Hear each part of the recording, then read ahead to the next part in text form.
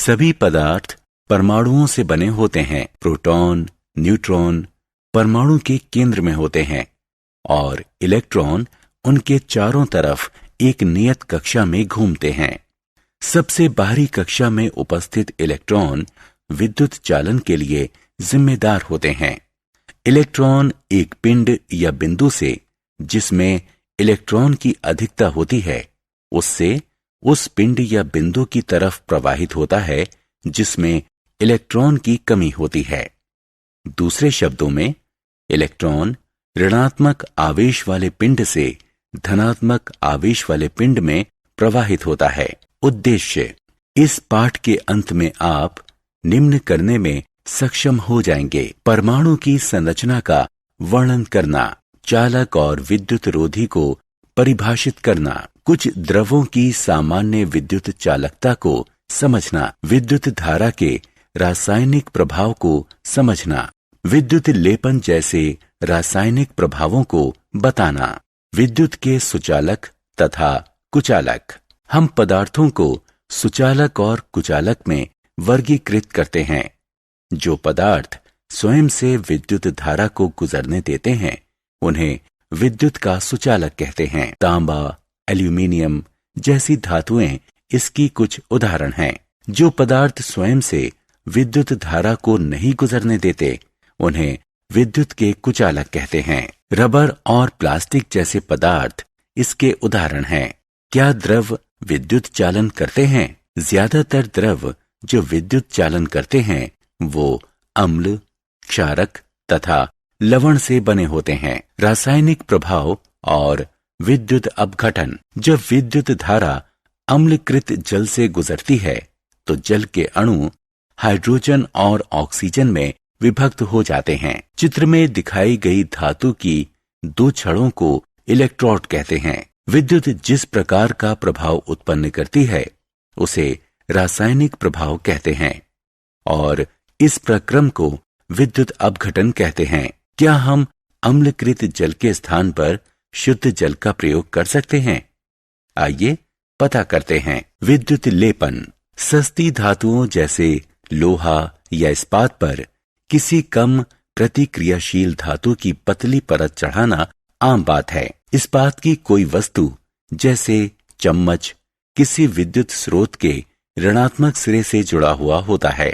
धनात्मक सिरा किसी धातु जैसे शुद्ध चांदी की छड़ से जुड़ा हुआ है। चम्मच विद्युत अपघटन में कैथोड के रूप में व्यवहार करता है और धातु की छड़ एनोड के रूप में व्यवहार करती है। विद्युत अपघट्य एक लवण युक्त विलयन होता है जिसमें एनोड धातु जैसे सिल्वर नाइट्रेट के आयन होते हैं।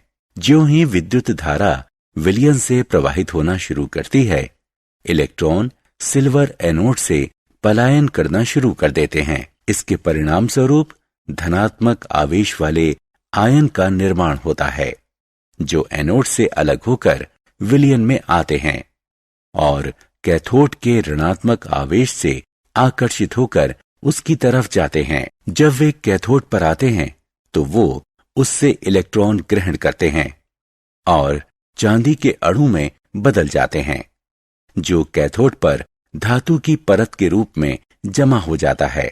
परत की मोटाई इस बात पर निर्भर करती है कि किन परिस्थितियों में विद्युत अपघटन किया गया है। इस प्रक्रम को विद्युत लेपन कहते हैं। सोने या चांदी की परत चढ़ाने के लिए रासायनिक प्रभाव का उपयोग: इस तरह के लेपन का प्रयोग सामान्यतः दूसरी धातुओं, आमतौर पर तांबे के ऊपर सोने या चांदी की परत चढ़ाने के लिए किया जाता है।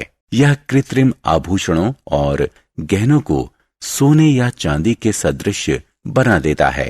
क्या आप जानते हैं, विद्युत लेपन का उद्योगों में एक धातु पर किसी दूसरी धातु की परत चढ़ाने के लिए अक्सर प्रयोग किया जाता है। उदाहरण के लिए, क्रोमोमियम की परत विभिन्न वस्तुओं जैसे कार के हिस्से, नहाने वाले टब, रसोई गैस के बर्नर, साइकिल के हैंडल, पहिए के रिम एवं अन्य पर चढ़ाई जाती है।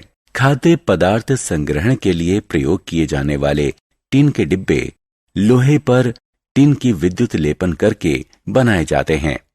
इस तरह खाद्य पदार्थ लोहे के संपर्क में नहीं आता और खराब होने से बच जाता है। लोहे का प्रयोग पुल और गाड़ियों में मजबूती देने के लिए होता है। हालांकि लोहा संक्षारित एवं जंग लगने वाली धातु है, अतः लोहे को जंग और क्षरण से बचाने के लिए इस पर जिंक की परत चढ़ा दी जाती है। विद्युत धारा का रासायनिक प्रभाव। किसी द्रव या चालक विलयन से विद्युत धारा के प्रवाहित होने से रासायनिक अभिक्रिया होती है। इलेक्ट्रोड के समीप द्रव में ज्यादा रासायनिक अभिक्रिया होती है। गैस के बुलबुले बनते हैं।